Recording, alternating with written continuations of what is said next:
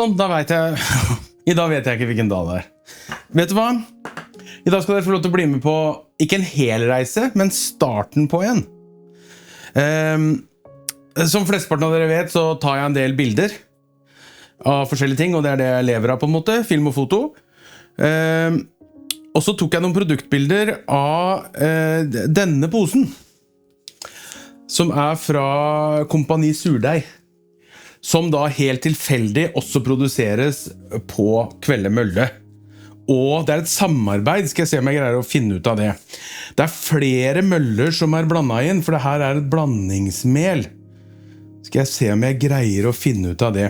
Det jo egentlig ikke fryktelig viktig da.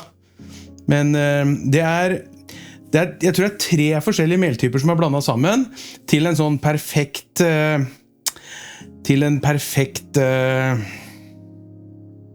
meltype til å lage enkle surdeigsbrød.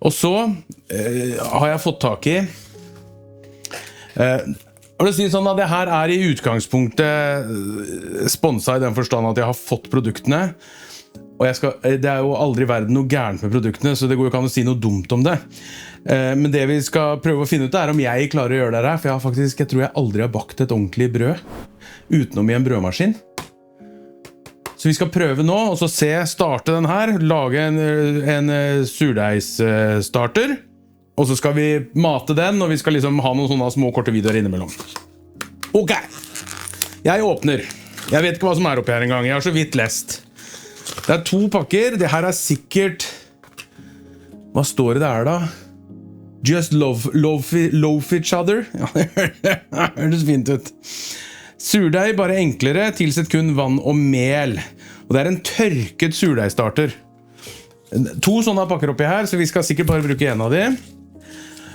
må jeg lese da kanskje skal vi se vi helt på bar mark her det eneste jeg har gjort jeg har ringt han på Kompani Surdeig og spurt hvor rent glasset må være og glasset holder at det oppvaskmaskinrent det trenger ikke være sterilt 100%. Eller det jo det nå. Jeg tror mye av det her koke- og steke-tinga henger litt igjen fra gammelt, tror jeg. Jeg tror vaskemaskinen gjør det her sterilt og fint. Men uansett, jeg har I hvert fall fått klarsignal på å kjøre oppvaskmaskin, vaska, glass. Hvor står det nå? Står det noe mer her? Det en QR-kode her. Den gidder vi ikke. Så gærne vi ikke. Bland 50 gram vann og 50 gram sammalt hvete. Altså den. For den hvete til å bake brød med etterpå. Det sies at det sammalt hvete bedre fordi det mer av de bakteriene du trenger rundt skall og I skallet, så alt med her av kornet. Og en pakke starter. Sett lokk løst på, og la stå I romtemperatur. Det eneste jeg vet, det at melet fra Kvelde Mølle, med så høy kvalitet som det har, så trenger det mer væske enn vanlig mel, så vi får se hvor mye mel vi skal ha oppi her. For da når jeg ringte og snakket med han på Kompani Surdeig, så nevnte han også hvordan konsistensen skulle være.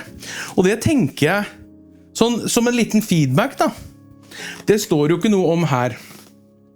Her bare satser vi på at 50 gram vann og 50 gram sammalt hvete blir sånn det skal være.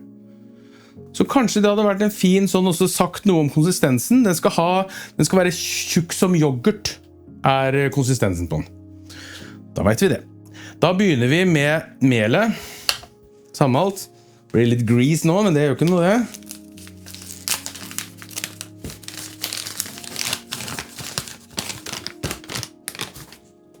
Og så skal vi ha 50 gram.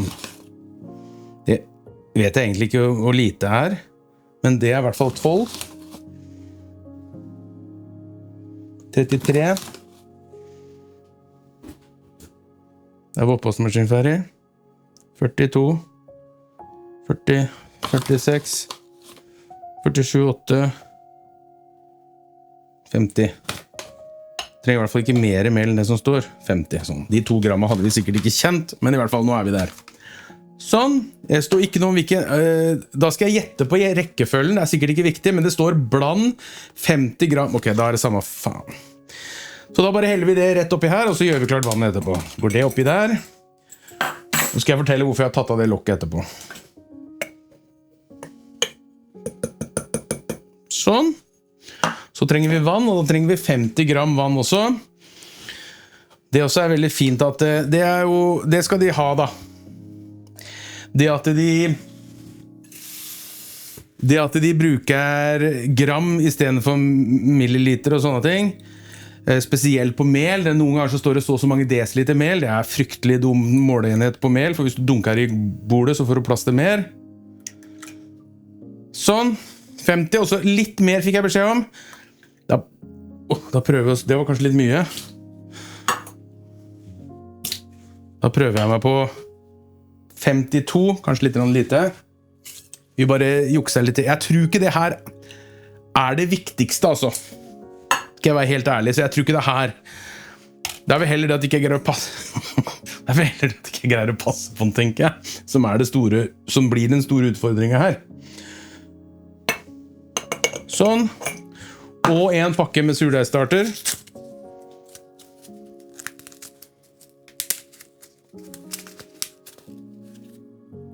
Det lukter ingenting, ser ut som mel. Skal vi se om vi greier å se det da. Nei, det var dårlige greier. Jeg heller det sånn sakte. Det ser ut som grovt, veldig grovt mel, men det jo sikkert noe mer oppi her da. Oi, sikkert noe mer oppi her. Kanskje et annet tips også til Kompani Surdeig. Jeg ser at jeg kommer mest sannsynlig til å miste den etter hvert, den boksen. Så den oppskriften kunne sikkert like gjerne stått bakpå her også. Det kan hende det koster ekstra penger å ha noe bak, så ja, det får de styre selv, men nå det i hvert fall sagt. Og så skal det her bare røres rundt da, til det får en sånn konsistens.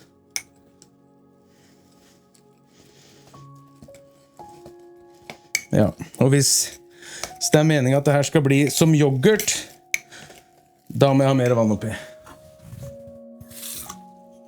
Men det vet jeg, det kan gå jækla fort, så bitte liten skvett bare.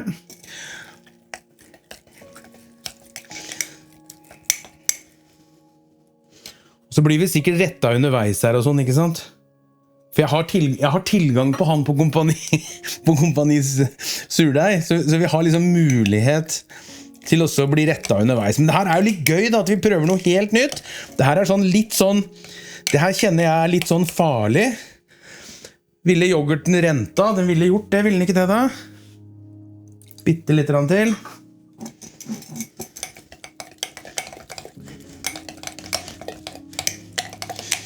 Jeg vet jo ikke hvor lenge det skal røres, det står ikke noe om, så det sikkert ikke viktig.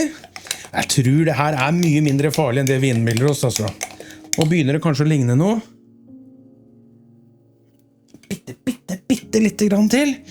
Og hvis han fra Kompani Surdeig ser den videoen her nå, så tar jeg gjerne tips og kommentarer under på liksom, det burde vært litt løsere, det burde vært litt strammere, litt tørrere.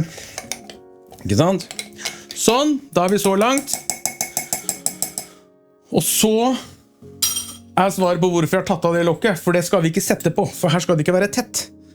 For det har vi jo hørt om at det blir jo trøkk inni her. Nå skal den bare stå på benken til i morgen, og så står det her. I morgen så skal jeg tilsette 50 gram vann og 50 gram sammalt hvete, morgen og kveld. Det i morgen, ja. Passer bra, da jeg folk i morgen. Det blir fint, skal vi se om vi greier å filme da. Og dag 3, da skal det være små bobler. Jeg liker at surdeigstarteren våken. Og da kan jeg ta ut 50 gram surdeig. Ta ut 50 gram surdeig. Og mat med 50 gram vann. Og 100 gram sammalt hvete. Klar når den bobler og hever. Skjønte jeg det? Ja, da starteren ferdig til å blande videre inn i det melet for å lage brød, tror vi. Det finner vi ut av underveis. Da vi i hvert fall der.